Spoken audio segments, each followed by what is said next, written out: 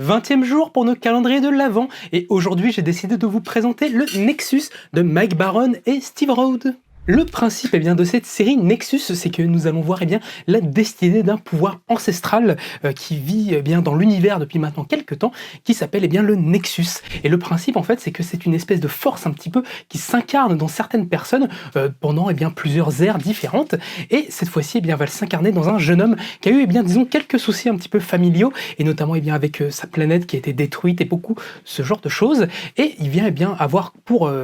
mission, une fois que le Nexus s'est incarné en lui, de devenir une sorte de protecteur de l'univers, d'aller très toutes les crapules, tous les bandits et tous les tyrans que l'univers peut compter pour les exterminer. Et du coup, sous des airs de séries très très pulp, de science-fiction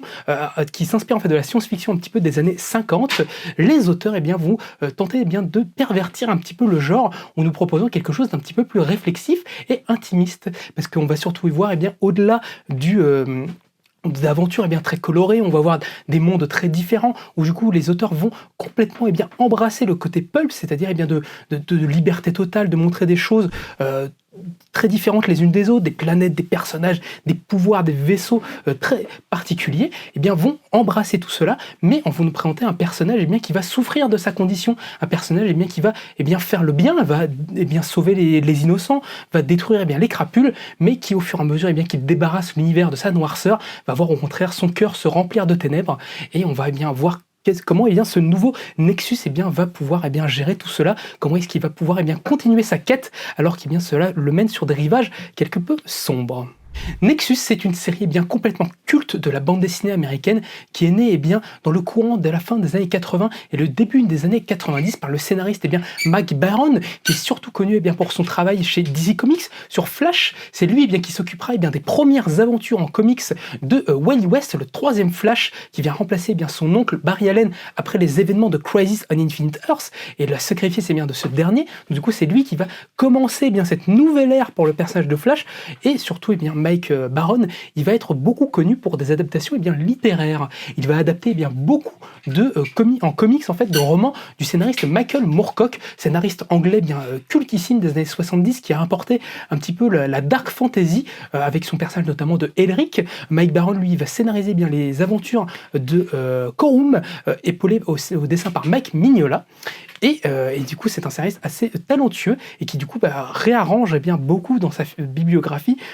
d'aventures un petit peu anciennes en les mettant dans un goût un petit peu différent, sans trahir pour autant l'essence même de ces choses, comme il va le faire avec Nexus, en reprenant la SF des années 50 et 60 et en la modernisant. Et il va être pour cela accompagné du dessinateur Steve Rhodes, dessinateur pareil extrêmement talentueux que vous avez peut-être découvert par-ci par-là. Il avait fait du Thor avec Kurt Busiek, il a fait du Batman Superman avec Dave Gibbons au scénario, et il a ce style justement très influencé par les années 50, un style justement très élégant,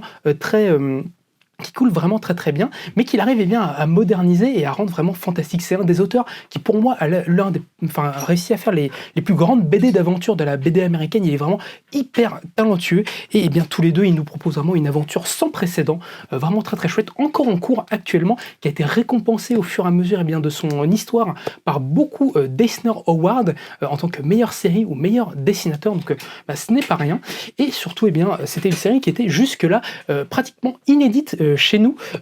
Au pire, avions-nous vu une petite publication des éditions Scéniques à l'époque, mais qui n'était pas forcément allée plus loin. Et du coup, c'est les éditions Delirium qui nous proposent toujours un magnifique travail pour aller chercher les pépites de la bande dessinée américaine, qui nous réédite ça dans une magnifique intégrale qui reprend les épisodes d'époque. Donc ça veut dire que vous allez avoir à la fois des sagas en noir et blanc et des sagas après en couleur, parce que c'est une BD qui a commencé d'abord en noir et blanc. Mais en tout cas, moi, je ne peux que vous le conseiller. C'est vraiment fantastique, une BD d'aventure et de science-fiction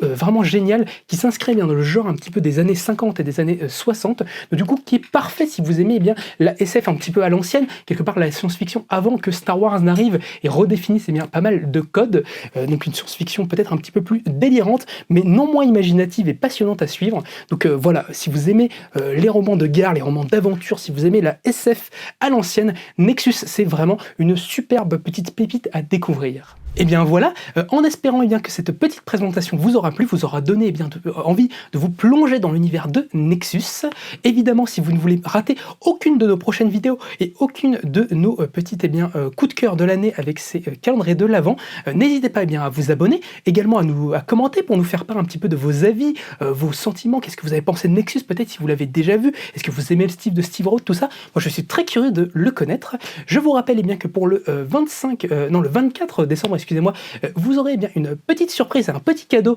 qui vous sera proposé sur Original Comics. Donc restez à l'écoute et surtout j'espère que ça vous aura plu et on se retrouve très bientôt.